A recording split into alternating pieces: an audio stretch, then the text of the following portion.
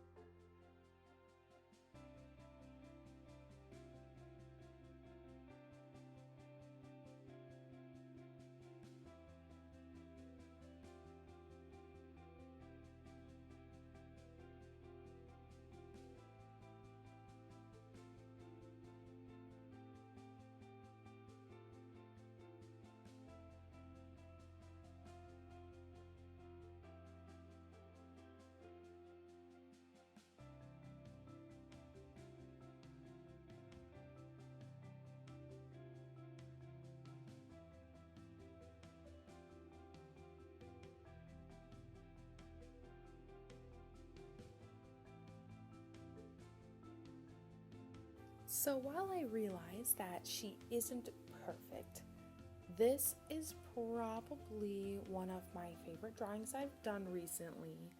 I just feel like the line art looked so clean and everything just kind of really came together really well. I know her hair might be a little hard to read, so there on the right side of her hair, which would be like her left, it's kind of swooped up into her hat, and it's supposed to kind of read as like part of it's tucked up in there, you know, like maybe there's a little braid or a ponytail or a clip, but it's also billowing back too as well, kind of a haphazard, like, she's a pirate, she doesn't have time to spend on just doing her hair like crazy. And I added this cool little effect with her hair too by kind of subtly making it look like it's dip dyed by using a very light pink for the ends instead. And it's really cool because it's really subtle, and I pat myself on the back because I thought that turned out really cool.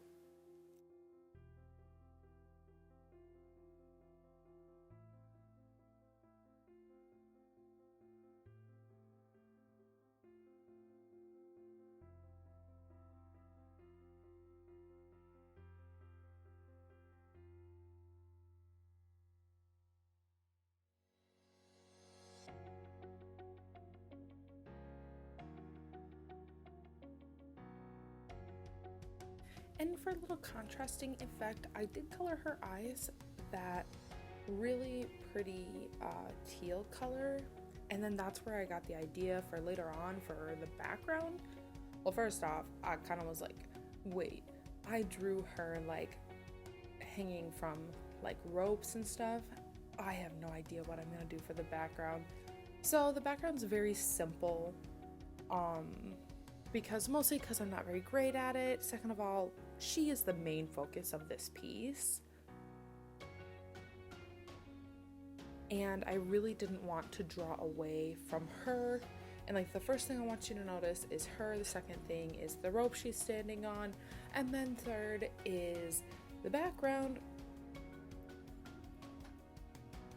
which really from that I just want you to like, because I chose that teal for her eyes, I put that teal a little bit in the background, like I had to do a really soft green and a muted teal for the water, and it's just supposed to be, you know, like subtle compliments, not drawing your entire eye to the piece, which is why then I didn't, you'll see I don't like in-depthly shade the background and stuff, because that wasn't the focus of this piece.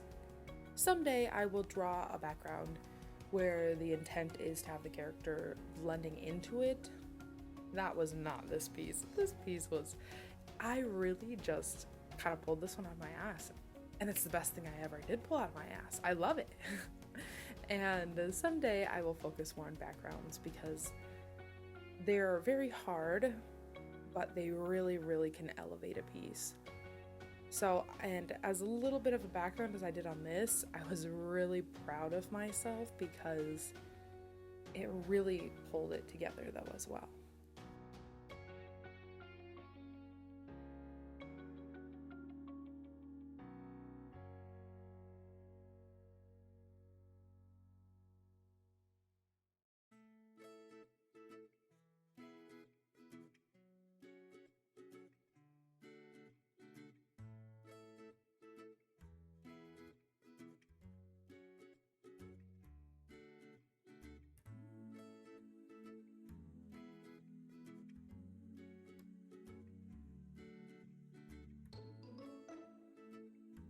So, Valentine's Day.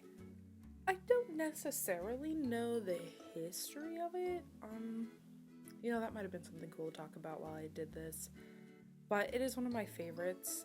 I just think it's really sweet, and I don't necessarily see it as a holiday just for, you know, lovers and crushes and whatever. I just feel like it's kind of a holiday to me where you just kind of honor all of those who are close to you and the people you love now, whether that is a significant other or your best friends or your family. It's just sweet and touching to kind of take a day out of the year to let people know in a sweet way, you know, with either flowers or cards or even just a text message, Happy Valentine's Day, is just, I like it a lot. And not to mention that my mom and I have this tradition where when I lived at home, you know, a week or so, maybe 2 weeks before Valentine's Day, we would sit for a couple hours and cut out paper hearts and just cut out like hundreds of paper hearts, and we would walk around the house and we'd tape them to all of the windows, to the doors, to the cabinets, like to picture frames and whatever. And that's what we do every year to decorate for Valentine's Day. And it was always just the really, really cheap construction paper and a roll of Scotch tape. That was it. And so now that I have moved out, I have, you know, a couple years ago, I had cut out paper hearts for my first apartment when I was at college, and I took like a lot of time and decorated them really nicely, so I kept them all, and those are all hung up, and over the weekend, I did some other Valentine's crafts. It's one of my favorite holidays, and so it's really exciting. I'm going to make Valentines for my friends to send in the mail, and I chose to do a Valentine's piece, which I haven't done for several years. I did do one like a few years ago, and it was the one, like one of the challenges where you use all the pink art supplies you have. It looked awful. I had actually started recording that for like, you know, back when my videos were, you know, like posted like once a year kind of thing, and I ended up deleting it because it just did not turn out very well. It was not good. It was not good. I used even like glitter on it and stuff, but yeah, what's your favorite holiday? My favorite is definitely Halloween. Second is all the holidays around the end of the year. I love the holiday season, you know. That feeling of coziness and seeing family and friends and gift giving is awesome. And then Valentine's Day actually is like a close third. Like it was like really close to the second.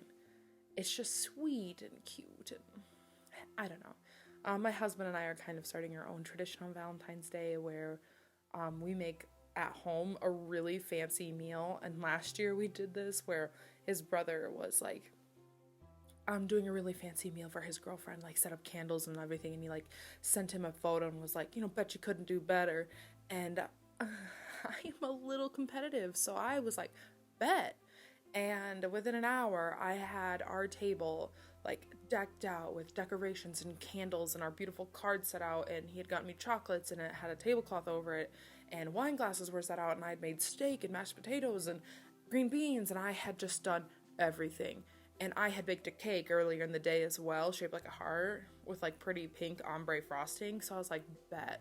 You don't know how to set a table, darling. Anyway, it was hilarious. And so I'm really excited to make a fancy meal again this year. And this is where I finally start coloring the background. Use this like really, really light Copic marker. It's like a G0000, like 4 zeros, I think. Are those O's? Not sure. I think their number is supposed to be zeros. And then I switched to like the G000, just the 3.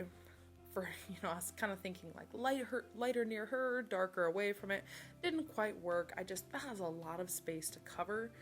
And I didn't want to like sit and like lay the color super flat. Well, then the marker would be like dead, and I didn't want to do that. So then later I go in with a ruler and I add a little bit of an ocean there below her feet. I just felt like I needed to break up the page a little bit, and I really did like how it looked. I am glad I took the time to add in that green background because it complements the piece well.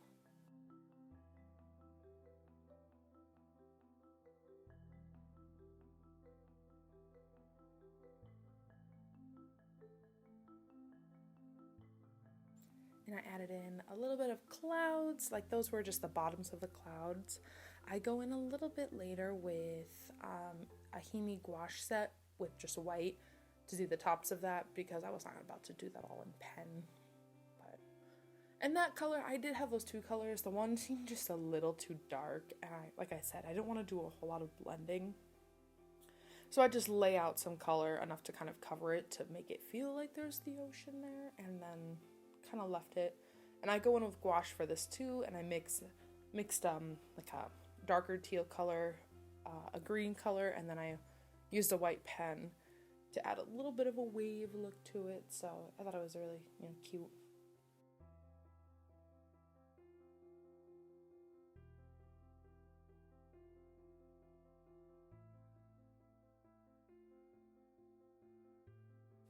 As you can see, that brush is new. I never took the tag off of it. It just makes it so sticky, and so I was kind of avoiding it. I don't think I have any Goo Gone here, so I'm not sure how to get sticky stuff off when, from a sticker if you don't have Goo Gone. Let me know if you have anything that works. And then the final step was I add in white highlights with my Uniball Signo white gel pen, my favorite. It's almost gone. Don't worry though, picked up another one. And I do go in there some places where I felt like the lines were disappearing, that mid-tone pink line. So I do go in then with that darker Micron Fineliner, and I darken up some spots around the pants where the coat is. So just makes it a little easier to read and stuff. So I hope you enjoyed this, and if you liked it, please subscribe and and tell me your favorite holiday. I'd love to hear from you. I hope you have a fantastic day. Bye!